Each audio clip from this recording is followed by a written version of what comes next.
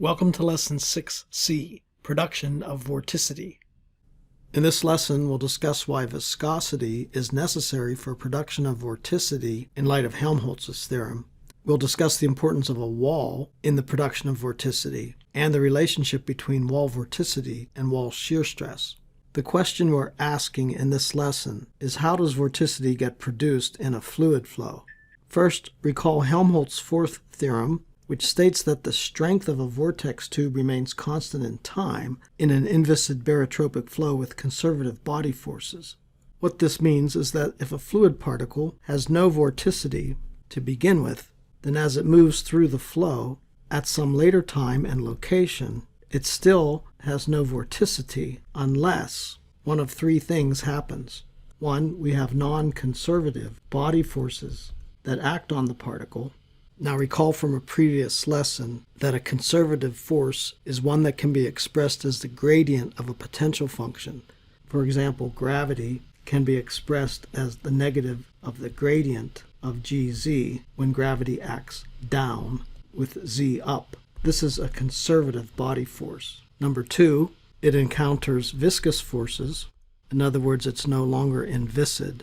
And three, it becomes baroclinic, which is a fancy word that simply means that it's not barotropic. As a simple example, consider the addition of heat. Barotropic, as you recall, means that density is a function of pressure only. But when you add heat, density becomes a function of temperature and perhaps pressure as well. But since it's not a function of P only, it's baroclinic. If any one of these three conditions apply, Helmholtz's fourth theorem no longer applies, which means from here to here, this fluid particle can acquire vorticity. Here, we consider only barotropic flow with gravity as our only body force, which, as I just stated, is a conservative body force. So this one can't occur, and this one can't occur with these approximations, and we're left with this one. In other words, if viscous forces occur along this path, this particle can acquire vorticity. Let me write another statement. Viscosity is the only way to impart vorticity to an initially irrotational fluid particle, in other words, a particle with no vorticity, in a barotropic flow with conservative body forces. So when we're dealing with barotropic flows with conservative body forces, the particle must encounter viscosity in order to gain vorticity. Let's rephrase our initial question as follows. For a barotropic fluid with conservative body forces, how is vorticity produced? Note that we're talking about production of vorticity. In other words, if vorticity is already present, it can be redistributed by viscosity. For example, the viscously decaying line vortex, which we discussed in a previous lesson. We started with a concentrated vorticity, and as time goes on, the vorticity diffuses outward as the rotational viscous core grows, and eventually a particle here that has no vorticity initially will have vorticity. But that's just a redistribution. It's not really a production of vorticity. All the circulation in this flow was there at the beginning, concentrated as infinite vorticity, which now diffuses outward. So let's modify our question as, how is vorticity produced in the first place? In other words, when there's no vorticity in the flow, how do we get vorticity?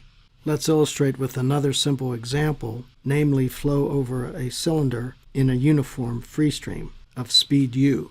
There's no vorticity in this uniform flow. Yet, when it encounters a circular cylinder, the streamlines go around the object, and we know that eventually we get some vorticity in this flow, both in the boundary layer and in the wake. So from where does this vorticity come, since the flow had no vorticity to begin with? In other words, how does vorticity get into this flow? As I already said, vortex diffusion cannot help. It merely redistributes vorticity that was already there. Similarly, vortex stretching and tilting cannot help. It merely reorients vorticity that was already there. So neither of these mechanisms can answer our question.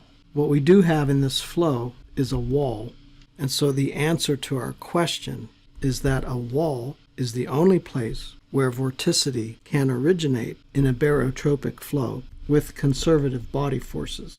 In other words, the two things we need to generate vorticity are viscosity and a wall. In a barotropic flow with conservative body forces, these two things are required to generate vorticity. So let's talk about wall production of vorticity. To illustrate, consider flow over a flat wall, for example, a two-dimensional laminar boundary layer with a velocity profile that looks something like this, where we'll make the following assumptions: two-dimensional, steady, incompressible, and Newtonian. Note that incompressible is a type of barotropic fluid, because barotropic simply means that density is a function of at most pressure. For incompressible flow, density is not a function of anything.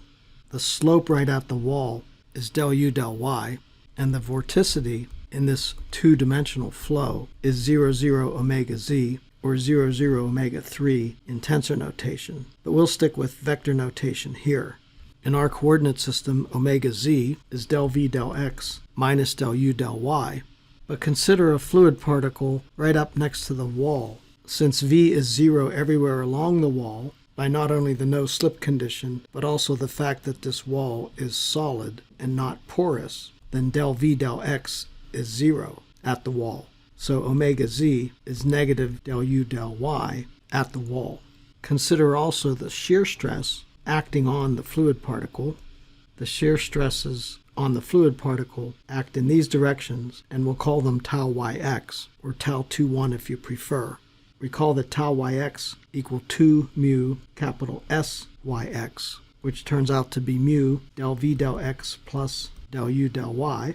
Again, we argue that del v del x is 0 at the wall, so tau yx is mu del u del y at the wall. Comparing these two equations, we write omega z is minus 1 over mu tau yx at the wall.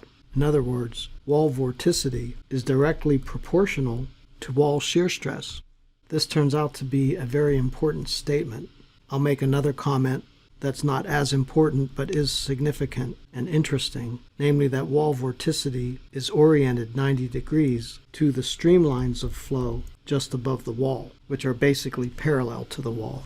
To summarize what we know so far, vorticity is produced only at a wall, and there must be viscosity, and we have an expression for wall vorticity in terms of wall shear stress. But, sir, it seems that you haven't really answered the question about how vorticity is produced yet. You're right, Boris. I copied and pasted the question here. The question remains, how is vorticity produced in the first place? In our boundary layer, for example, we know that a fluid particle here has vorticity since it has rotation. Is this vorticity being produced by the wall, or is it already there and is just diffusing? We still have some thinking to do, which I'll save for the next lesson, where I'll talk about the heat flux, vorticity flux analogy. This analogy will help us understand what's going on and enable us to answer this question. Thank you for watching this video. Please subscribe to my YouTube channel for more videos.